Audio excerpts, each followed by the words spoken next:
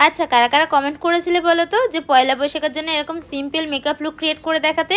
তাদের জন্য আজকের ভিডিওটা। হে এভরিওয়ান, আমি তোমাদের সকলের প্রিয় মেকআপ আর্টিস্ট টিনা শীল আবার একটা নতুন ভিডিও নিয়ে চলে এসেছি। আজকের মেকআপ লুকটা কিন্তু একদমই রিজনেবল প্রাইস দিয়ে ক্রিয়েট করেছি, তাও কিন্তু ওয়াটারপ্রুফ একটা মেকআপ। তো চলো ভিডিওটা স্টার্ট করা যাক। সবার প্রথমে এখানে ওয়েবস দিয়ে ভালো করে ফেসটাকে ক্লিন করে নেওয়ার পর আমি এখানে প্লামের একটা টোনার অ্যাপ্লাই করে নিচ্ছি। টোনারটাকে ভালো করে ফেসের মধ্যে ড্রাই করে নেবে, দেন লাগিয়ে নেবে ময়শ্চারাইজার। তোমরা গরমকালে কিন্তু এরকম ধরনের ময়শ্চারাইজার ইউজ করতে পারো, মানে জেল বেসের ময়শ্চারাইজার কিংবা ওয়াটার বেসের ময়শ্চারাইজার। আমি এখানে রিজনেবল বলতে একদমই অল্প প্রাইসের ময়শ্চারাইজার নিয়ে নিয়েছি, যেটা ছিল পন্সের লাইট জেল একটা ময়শ্চারাইজার। তারপর এখানে নিয়ে নিয়েছি প্রাইমার। তোমরা সবাই জানো প্রাইমারটা কিন্তু আমাদের স্কিনটাকে প্রোটেক্ট করে আর মেকআপটাকে লং লাস্টিং করার জন্য সাহায্য করে। সেই জন্য আমি এখানে ব্লু হেভেনের একটা প্রাইমার নিয়েছি। এটা কিন্তু একদম রিজনেবল প্রাইসের মধ্যে রয়েছে। তোমরা চাইলে এর থেকে ভালো ব্র্যান্ডের প্রাইমারটাকে ইউজ করতে পারো, বাট আমি আজকে নর্মাল প্রাইসের মধ্যে যেহেতু করছি সেই জন্য এটা দিয়েই ক্রিয়েট করেছি। তারপরে এখানে একটা কনসিলার প্যালেট নিয়েছি, যেটা ছিল ইনসাইড কসমেটিকের। এটা দিয়ে রোদে পড়া ট্যানগুলোকে সুন্দর করে হাইড করে ব্লেন্ড করে নিয়েছি। তোমরা চাইলে এরকম ফিঙ্গারের মাধ্যমে ব্লেন্ড করতে পারো কিংবা ড্যাম বিউটি ব্লেন্ডার দিয়ে, আমি দুটোই করেছি।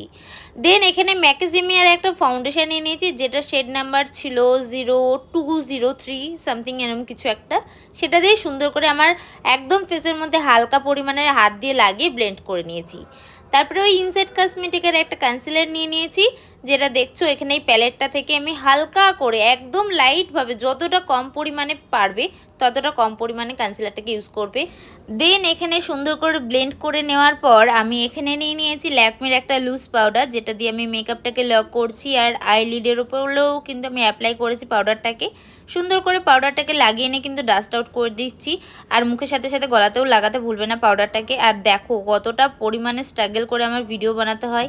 ছেলে এখানে দুষ্টুমি করছে। যাই হোক, এখানে রিকোডের একটা আইব্রো পমেট দিয়ে আইব্রোটাকে ড্র করে নিয়েছি, স্পুলি ব্রাশ দিয়ে শার্প করে নিয়েছি।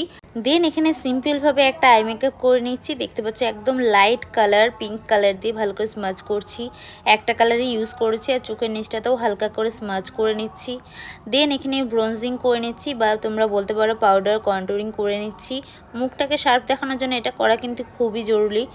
যাই হোক, তারপর এখানে আই ম্যাজিকের একটা ব্লাশার প্যালেট থেকে সুন্দর করে ব্লাশার অ্যাপ্লাই করে নিলাম।